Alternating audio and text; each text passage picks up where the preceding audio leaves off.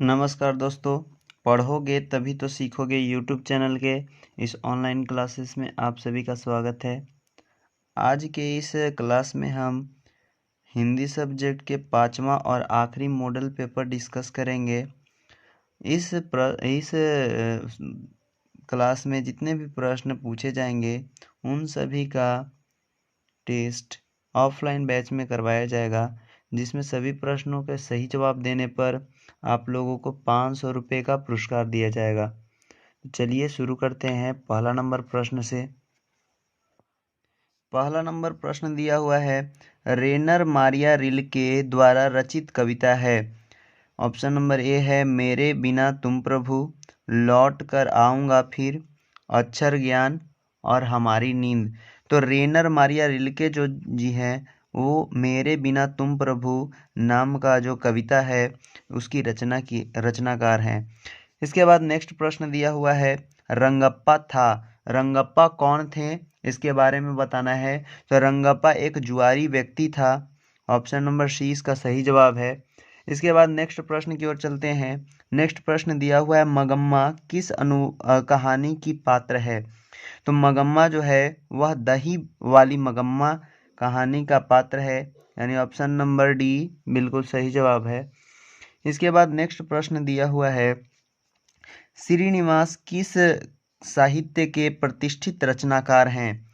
मगही साहित्य, तमिल साहित्य, कन्नड़ साहित्य या बंगला साहित्य।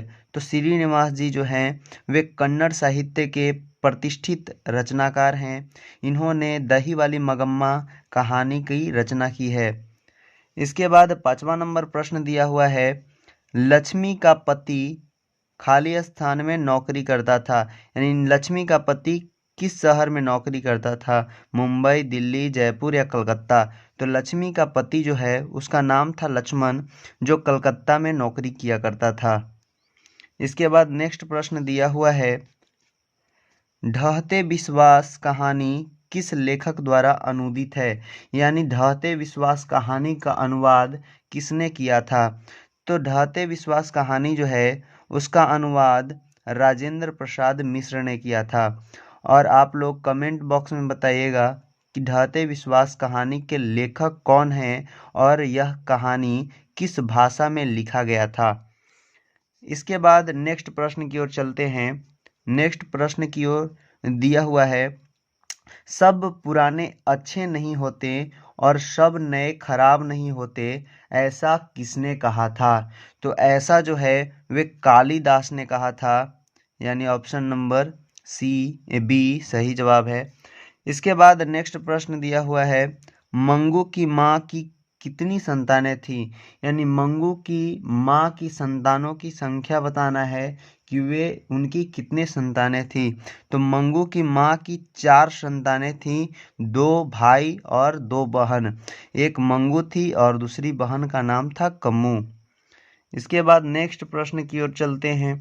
नेक्स्ट प्रश्न दिया हुआ है, मंगू जन्म से खाली स्थान थी, पागल, चंचल, अंधी या गूंगी। तो मंगू जो थी वह जन्म से ही क्या थी, पागल और गूंगी दोनों थी। तो इसका सही उत्तर क्या होगा। तो जो सबसे पहले दिया हुआ है पागल, यह सही उत्तर हो जाएगा, यानी 9वां के ऑप्शन नंबर ए सही हो जाएगा। इसके बाद अगर पागल और गूंगी दोनों दिया रहता एक साथ तो वो सही हो जाता, या इनमें से दोनों दिया होता तो वह सही रहता। अगर इसमें पागल की प्राथमिकता सबसे ज़्यादा होगी, इसीलिए ऑप्शन नंबर ए सही हो जाएगा। इसके बाद अगला नंबर प्रश्न दिया हुआ है, ईश्वर पेटलीकर खाली स्थान के लोकप्रिय कथाकार हैं। यानी किस भाषा के लोकप्रिय कथाकार हैं यह बताना है।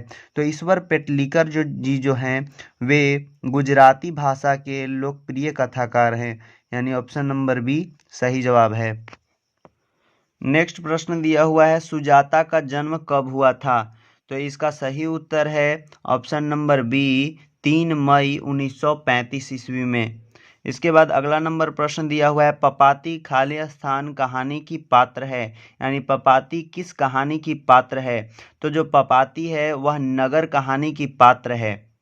इसके बाद अगला नंबर प्रश्न दिया हुआ है 13 नंबर, बड़े डॉक्टर ने पपाती को कौन सी बीमारी बताई थी। तो जो बड़े डॉक्टर थे वे पपाती को मेनिंजाइटिस नाम की बीमारी बताई थी, यानी ऑप्शन नंबर बी इसका सही उत्तर है। इसके बाद नेक्स्ट प्रश्न की ओर चलते हैं। अगला नंबर प्रश्न दिया हुआ है, एस रंगराजन किस लेखक का पूरा नाम है। एस रंगराजन जो है ये सुजाता जी का पूरा नाम है, यानी ऑप्शन नंबर सी सही है। इसके बाद अगला नंबर प्रश्न दिया हुआ है, धरती कब तक घूमेगी के रचनाकार कौन है। तो धरती कब तक घूमेगी कहानी के रचना सांवर दैया जी ने किया है, यानी ऑप्शन नंबर सी सही उत्तर है। इसके बाद अगला नंबर प्रश्न दिया हुआ है, राजस्थानी समाज गहरे अर्थबोध एवं विविध छटाओं के साथ प्रस्तुत कहानी है, यानी यह कौन सा कहानी है जो राजस्थानी समाज को गहरे अर्थबोध एवं विविध छटाओं के साथ प्रस्तुत करता है।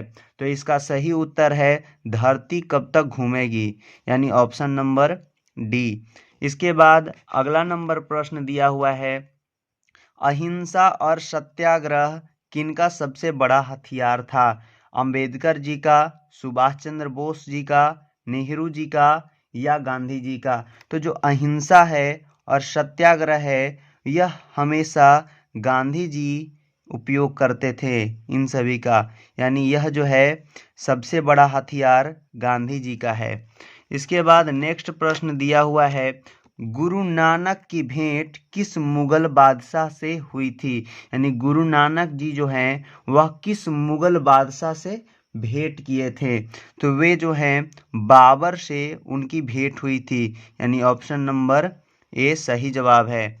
इसके बाद अगला नंबर प्रश्न दिया हुआ है, किनकी रचनाओं का संग्रह गुरु ग्रंथ साहिब के नाम से प्रसिद्ध है।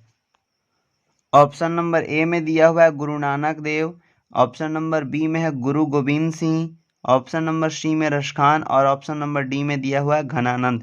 तो जो गुरु नानक देव जी हैं उन्हीं के जो प्रसिद्ध रचना है उनका संग्रह गुरु ग्रंथ साहिब के नाम से प्रसिद्ध है, जो कि सिख धर्म का एक पवित्र ग्रंथ माना जाता है।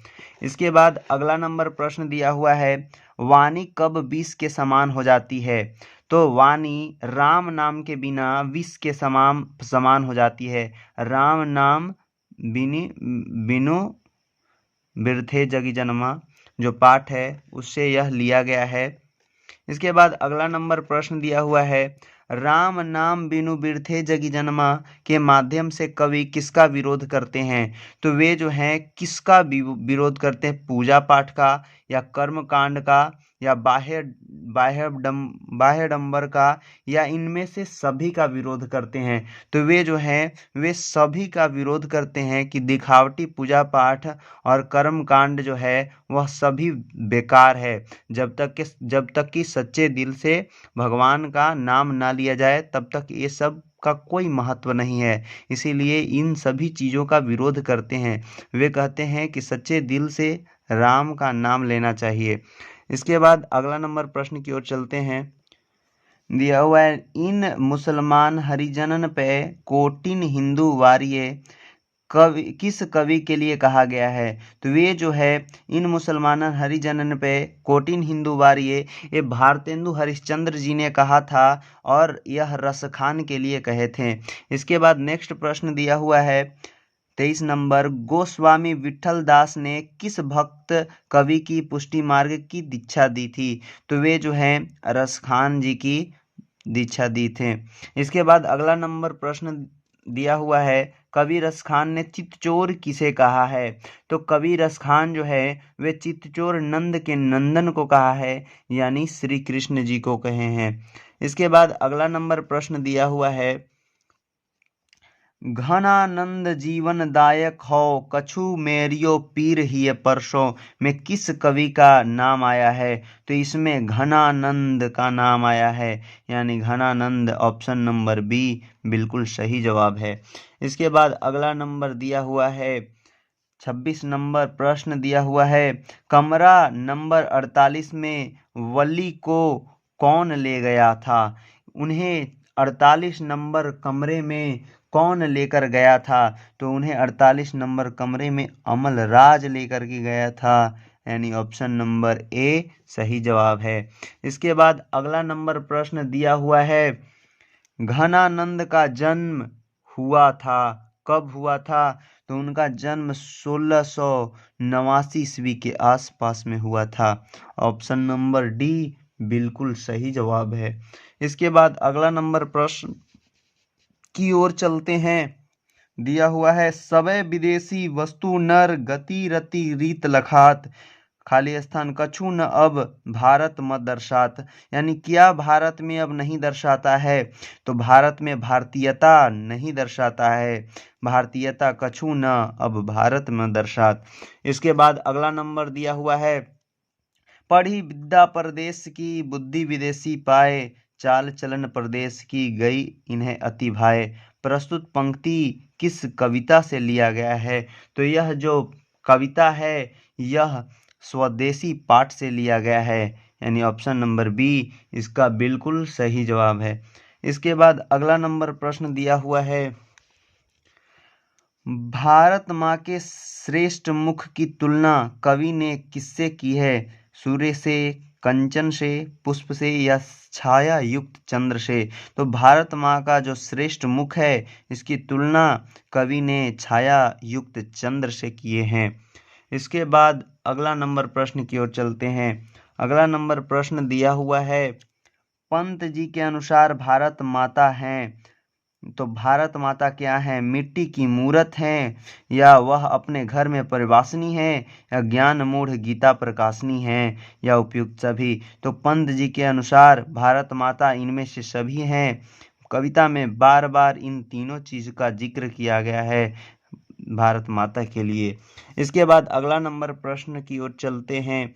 अगला नंबर प्रश्न दिया हुआ है, आधुनिक भारत में जनतंत्र के उदय का जनघोष है, तो आधुनिक भारत में जनतंत्र के उदय का जनघोष जो है वह जनतंत्र का जन्म कविता में किए हैं। इसके बाद अगला नंबर प्रश्न दिया हुआ है, मिट्टी की अबोध मूर्तें कौन है? तो मिट्टी की जो अबोध मूर्तें हैं वे है इस देश की जनता, यानी ऑप्शन नंबर बी जो है सही जवाब है। इसके बाद अगला नंबर प्रश्न दिया हुआ है, दुर्दांत मानवीय विभीषिका का चित्रण किस कविता में किया गया है? तो दुर्दांत मानव विभीषिका का जो चित्रण है वह किया गया है हिरोशिमा कविता में। जब हिरोशिमा पर एक बम आकर के गिरता है उसमें मानवीय विभीषिका का दुर्दांत चित्रण किया हुआ है।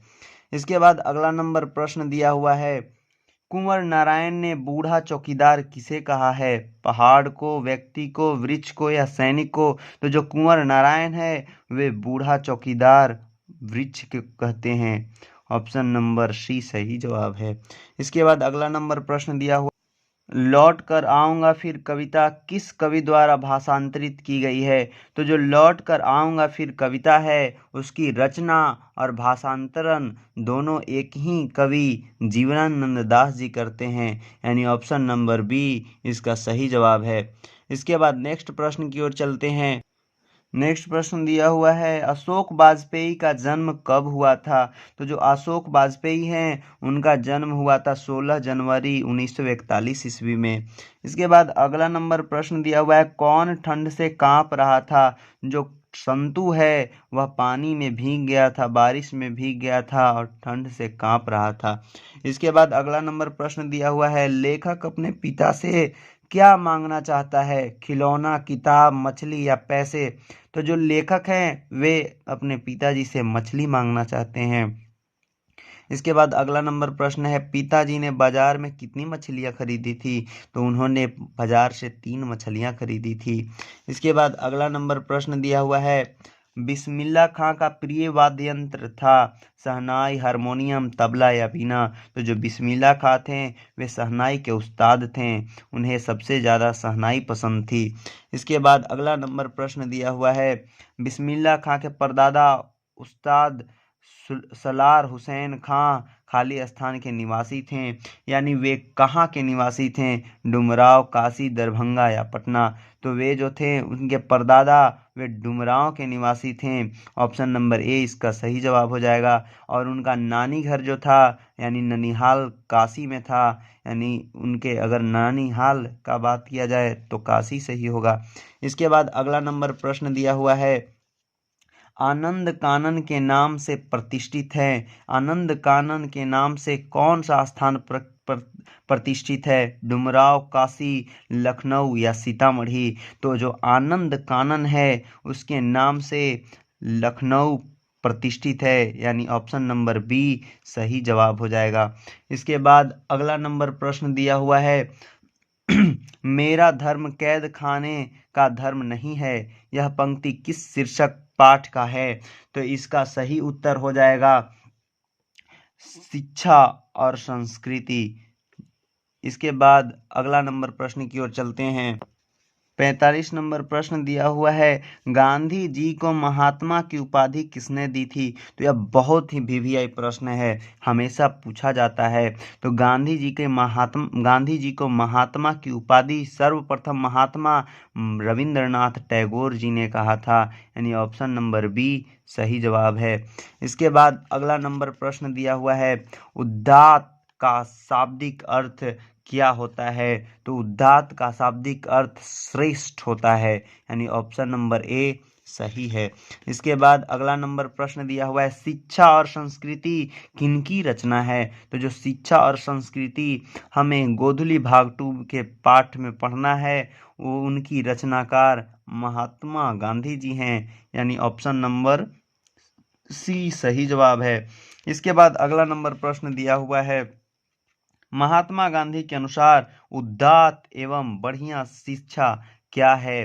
तो वे है अहिंसक प्रतिरोध, यानी ऑप्शन नंबर सी सही जवाब है। इसके बाद अगला नंबर प्रश्न दिया हुआ है, पहली बार दिखे बहादुर कितने वर्ष का था? तो पहले बार जब बहादुर दिखा था उस समय उसका उम्र 12-13 वर्ष हो रही थी, यानी ऑप्शन नंबर डी सही है। इसके बाद अगला नंबर प्रश्न दिया हुआ है, हिंदी आलोचना को वैज्ञानिक दृष्टि प्रदान करने का श्रेय किनको प्राप्त है? तो यह जो है राम विलास शर्मा को प्राप्त है, यानी ऑप्शन नंबर ए सही जवाब। इसके बाद अगला नंबर प्रश्न दिया हुआ है, साहित्य की परंपरा का पूर्ण ज्ञान किस व्यवस्था में ही संभव है? तो साहित्य की परंपरा का पूर्ण ज्ञान जो है यह पूंजीवादी व्यवस्था में ही संभव है, यानी ऑप्शन नंबर ए सही जवाब है।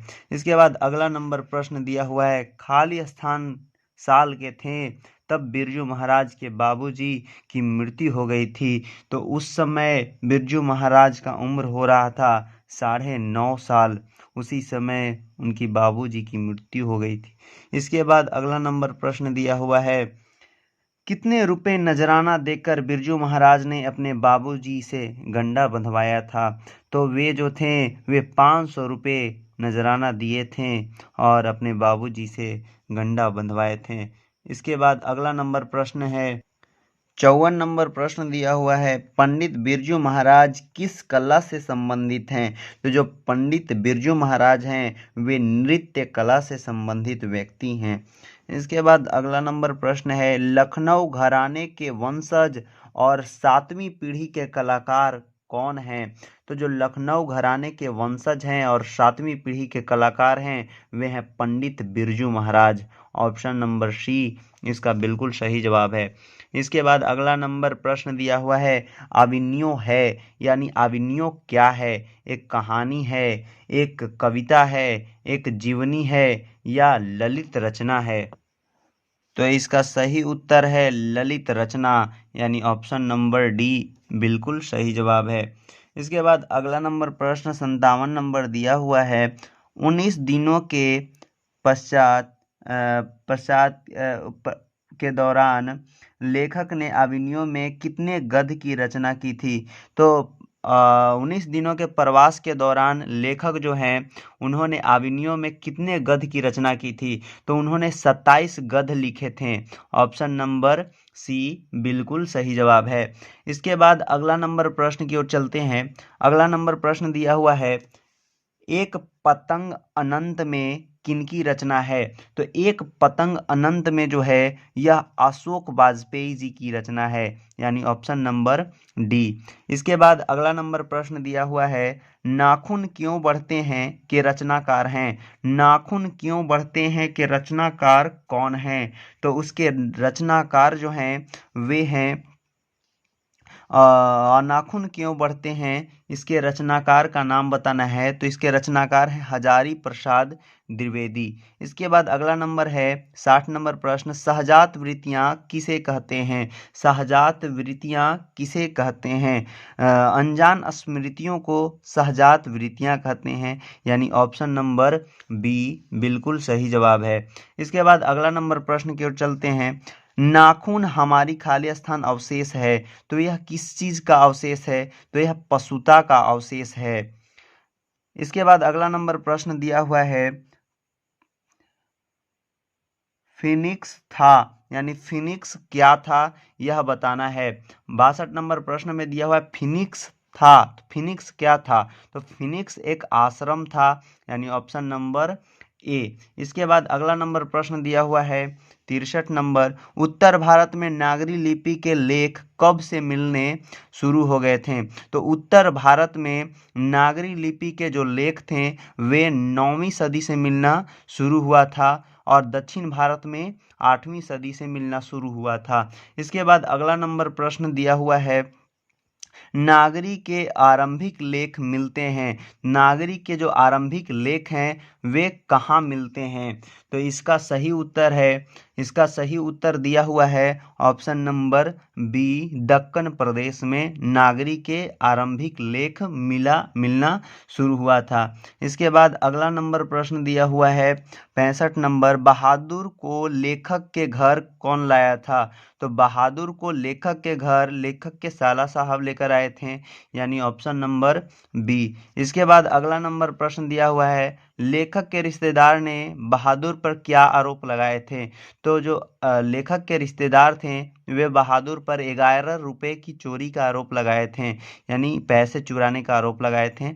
ऑप्शन नंबर सी सही जवाब है।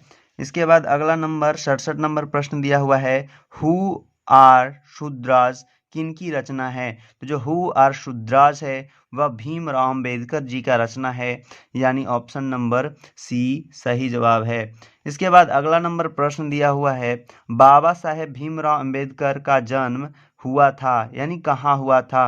तो बाबा साहब भीमराव अंबेडकर का जन्म हुआ था महू मध्य प्रदेश में, यानी ऑप्शन नंबर बी सही जवाब है। इसके बाद अगला नंबर प्रश्न की ओर चलते हैं, दिया हुआ है, अंबेडकर के अनुसार भाईचारे का वास्तविक रूप है शहद की तरह, दूध पानी के मिश्रण की तरह, शक्कर और पानी के मिश्रण की तरह, या इनमें से कोई नहीं? तो वह जो है दूध और पानी के मिश्रण की तरह है।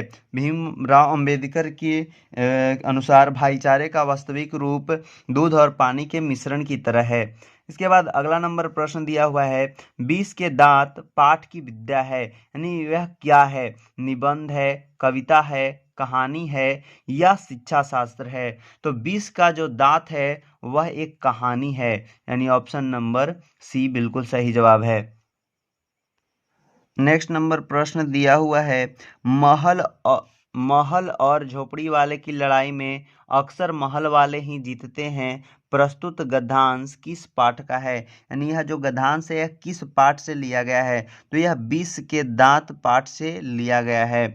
इसके बाद अगला नंबर प्रश्न दिया हुआ है, किसके अध्ययन क्षेत्र में भारत के कारण नवजीवन का संचार हो चुका है?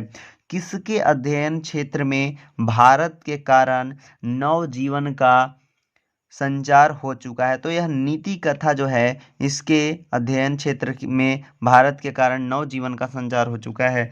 इसके बाद नेक्स्ट नंबर प्रश्न दिया हुआ है 73 नंबर, समुद्र यात्रा करते हुए सर विलियम जोन्स भारत कब पहुंचे थे? तो जो सर विलियम जोन्स हैं वे समुद्र यात्रा करने के दौरान सन 1783 ईस्वी में भारत पहुंचे थे। इसके बाद अगला नंबर प्रश्न दिया हुआ है, मैक्स मूलर के अनुसार वह कौन सा देश है जो हर्कस जैसे अनेक वनस्पति को अनायास ही अपनी ओर आकृष्ट करता है? तो वह जो है भारत, वह वहाँ हर्कस जैसे अनेक वनस्पति जो है वह अपनी ओर लोगों को आकर्षित कर लेता है, आकृष्ट कर लेता है। इसके बाद अगला नंबर प्रश्न दिया हुआ है, वारेन हेस्टिंग्स के शासनकाल में वाराणसी में कितने दारिश नामक सोने के सिक्के मिले थे? तो वारेन हेस्टिंग के शासनकाल में 172 दारिश नामक सोने का सिक्का मिला था। उसके बाद अगला नंबर प्रश्न दिया हुआ है, वर्तनी की दृष्टि से कौन सा शब्द सही है? तो सही शब्द का चयन करना है। तो यह जो है सभी में ज्योत्सना लिखा हुआ है, ज्योत्सना, ज्योतिषना, ज्योत्सना। तो यह जो है ऑप्शन नंबर बी ज्योत्सना, यह बिल्कुल सही वर्तनी है। इसके बाद 77 नंबर प्रश्न की ओर चलते हैं। इसमें दिया हुआ है, निम्नलिखित वाक्यों में कौन सा वाक्य शुद्ध है? जल्द से यह काम करना है, यह काम जल्दी से करना है, यह काम जल्दी करना है, यह काम जल्दी जल्दी करना है। तो इसमें जो शुद्ध वाक्य है वह है ऑप्शन नंबर सी, यह काम जल्दी करना है। इसके बाद नेक्स्ट प्रश्न की ओर चलते हैं। दिया हुआ है, निम्नलिखित में से किस वाक्य में अकर्मक क्रिया है? यानी जिस क्रिया के साथ कर्म ना हो, जिसमें कर्म ना हो, उस क्रिया को अकर्मक क्रिया कहते हैं। तो इसमें दिया हुआ है, श्याम भात खाता है, ज्योति रोती है, मैंने इसे पुस्तक दी, उसे कमीज है। तो इसमें जो है कर्म ज्योति रोती है में कोई कर्म नहीं है, इसमें किसी पर प्रभाव नहीं पड़ रहा है, इसमें प्रभाव ज्योति पर ही पड़ रहा है, इसीलिए ऑप्शन नंबर बी बिल्कुल सही जवाब है। इसके बाद अगला नंबर प्रश्न की ओर चलते हैं। काम का नाम बताने वाले शब्द को क्या कहते हैं?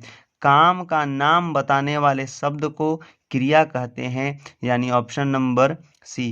इसके बाद अगला नंबर प्रश्न की ओर चलते हैं। अगला नंबर प्रश्न दिया हुआ है, आसमान पर चढ़ाना का अर्थ है। आसमान पर चढ़ाना, चढ़ना नहीं दिया हुआ है, आसमान पर चढ़ाना दिया हुआ है, इसका अर्थ बताना है। अत्यधिक अभिमान करना, कठिन काम के लिए प्रेरित करना, बहुत शोर करना, अत्यधिक प्रशंसा करना। तो इसका सही उत्तर है ऑप्शन नंबर डी, अत्यधिक प्रशंसा करना। इसके बाद नेक्स्ट प्रश्न की ओर चलते हैं। दिया हुआ है, कान फूंकना का अर्थ है। कान फूंकना का अर्थ बताना है। तो कान फूंकना यानी चुगली करना, ऑप्शन नंबर बी। इसके बाद अगला नंबर प्रश्न दिया हुआ है, कौन सा शब्द बहुवचन है? तो इसका बहुवचन शब्द बताना है। माता, प्राण, लाभ या किताब। तो इसका बहुवचन जो शब्द है वह है ऑप्शन नंबर बी, प्राण। प्राण जो है एक वचन कभी नहीं होता है, यह हमेशा बहुवचन होता है। 83 नंबर प्रश्न दिया हुआ है, निम्न में से देशज शब्द नहीं है, यानी इनमें से देशज शब्द कौन सा नहीं है? पगड़ी, कटोरा, खिचड़ी या डिगरी। तो जो डिगरी है यह देशज शब्द नहीं है, यानी अपने देश का शब्द नहीं है, यह विदेशज शब्द है। इसके बाद नेक्स्ट प्रश्न की ओर चलते हैं। नेक्स्ट प्रश्न दिया हुआ है, अभाव में कौन सा प्रत्यय है? तो अभाव में प्रत्यय उपसर्ग कौन सा उपसर्ग है? तो अभाव में कौन सा उपसर्ग है यह बताना है। तो जो शब्द के आगे लग करके उसके अर्थ में परिवर्तन कर दे उसे उपसर्ग कहते हैं। इसमें अ उपसर्ग है, यानी ऑप्शन नंबर ए सही जवाब है। इसके बाद अगला नंबर प्रश्न दिया हुआ है, अंतिम में कौन सा प्रत्यय है? अंतिम में प्रत्यय बताना है कि कौन सा प्रत्यय है। जो शब्द के पीछे लग करके उसके अर्थ में परिवर्तन कर दे उसे प्रत्यय कहते हैं। तो यह जो है अंतिम, इसमें इम प्रत्यय है, यानी ऑप्शन नंबर सी सही जवाब है। इसके बाद अगला नंबर प्रश्न दिया हुआ है, पिता का पर्यायवाची शब्द नहीं है। तो इनमें से कौन पिता का पर्यायवाची शब्द नहीं है? जनक, आत्मज, तात या पितृ। तो इसमें आत्मज जो है यह पिता का पर्यायवाची शब्द नहीं है, यह पुत्र का पर्यायवाची शब्द है आत्मज। इसके बाद अगला नंबर प्रश्न दिया हुआ है, अमृत का पर्यायवाची शब्द नहीं है। तो जो अमृत का पर्यायवाची शब्द नहीं है उसके बारे में बताना है। तो अमृत का पर्यायवाची शब्द इनमें से रसाल जो है यह अमृत का पर्यायवाची शब्द नहीं है, यह जो है आम का पर्यायवाची शब्द है। इसके बाद अगला नंबर प्रश्न की ओर चलते हैं। अगला नंबर प्रश्न दिया हुआ है, मूक का पर्यायवाची शब्द नहीं है। मूक मतलब होता है चुप, इसका पर्यायवाची शब्द ज्यादा नहीं है, ज्यादा नहीं, वाचाल नहीं है। यह जो है ज्यादा बोलने वालों को वाचाल कहा जाता है। इसके बाद अगला नंबर प्रश्न दिया हुआ है, यशोदा में प्रयुक्त संधि है। यशोदा में कौन सा संधि प्रयुक्त है? स्वर संधि, व्यंजन संधि या विसर्ग संधि। तो यशोदा का जब संधि विच्छेद हम करते हैं तो इसका संधि विच्छेद होता है यसह जोड़ दा। यसह जोड़ दा होता है, यानी इसके अंत में विसर्ग आता है, इसीलिए यह जो है विसर्ग संधि का उदाहरण है, यानी ऑप्शन नंबर सी। इसके बाद अगला नंबर प्रश्न दिया हुआ है, महोदय का संधि विच्छेद है। महोदय का संधि विच्छेद क्या होता है? तो महोदय का संधि विच्छेद होता है महाजोड़ उदय, यानी ऑप्शन नंबर डी बिल्कुल सही जवाब होगा। इसके बाद अगला नंबर प्रश्न दिया हुआ है, नवग्रह कौन समास है? तो नवग्रह के समास बताना है। तो वैसा समास जिसके आगे सब संख्या लिखा हुआ हो उसे द्विगु समास कहते हैं, जिसका पहला पद संख्यावाचक हो। इसके बाद अगला नंबर प्रश्न दिया हुआ है, पाप पुण्य में कौन सा समास है? तो वैसा समास जिसका दोनों पद प्रधान हो और दोनों एक दूसरे का उल्टा हो तो उसे द्वंद्व समास कहते हैं। जो पाप पुण्य है वह दोनों एक दूसरे का उल्टा है तथा दोनों प्रधान है, इसीलिए द्वंद्व समास हो जाएगा। इसके बाद अगला नंबर प्रश्न दिया हुआ है, जिसे पार करना कठिन हो उसे क्या कहते हैं? तो जिसे पार करना कठिन हो उसे दुर्गम कहते हैं। इसके बाद अगला नंबर प्रश्न है, दही क्या है? स्त्रीलिंग, पुल्लिंग, उभयलिंग या इनमें से कोई नहीं। तो दही का जब हम वाक्य बनाएंगे तो कहते हैं कि दही खट्टा है, दही मीठा है, इस तरीके से कहते हैं, यानी दही जो है वह पुल्लिंग शब्द है। इसके बाद अगला नंबर प्रश्न दिया हुआ है, भाषा की सबसे छोटी इकाई क्या है? तो भाषा की सबसे छोटी इकाई वर्ण है, यानी ऑप्शन नंबर डी। इसके बाद अगला नंबर प्रश्न दिया हुआ है, हिंदी वर्णमाला में स्वरों की कुल संख्या कितनी है? तो वर्णमाला में स्वरों की कुल संख्या जो है वह 11 होता है। इसके बाद अगला नंबर प्रश्न है, जातिवाचक संज्ञा है, यानी इनमें से जातिवाचक संज्ञा कौन सा है? लड़का, सेना, श्याम या दुख। तो इसमें जो दुख है वह भाववाचक संज्ञा है, श्याम जो है व्यक्तिवाचक संज्ञा है, सेना जो है वह समूहवाचक संज्ञा है और लड़का जातिवाचक संज्ञा है। इसके बाद अगला नंबर प्रश्न दिया हुआ है, निश्चयवाचक सर्वनाम क्या है? सर्वनाम कौन सा है? तो इनमें से जो निश्चयवाचक सर्वनाम है वह है यह। इसके बाद अगला नंबर प्रश्न की ओर चलते हैं। दिया हुआ है, मानव शब्द से विशेषण बनेगा। तो मानव से विशेषण बनता है मानवीय, यानी ऑप्शन नंबर डी बिल्कुल सही जवाब है। इसके बाद अगला नंबर प्रश्न दिया हुआ है, वृक्ष से पत्ते गिरते हैं, इस वाक्य में किस कारक का चिन्ह है? तो इसमें आपादान कारक का चिन्ह है से, वृक्ष से जुदाई हो रहा है पत्ते का, इसीलिए इसका सही उत्तर हो जाएगा ऑप्शन नंबर सी। आज के इस क्लास में इतना ही। जय हिंद।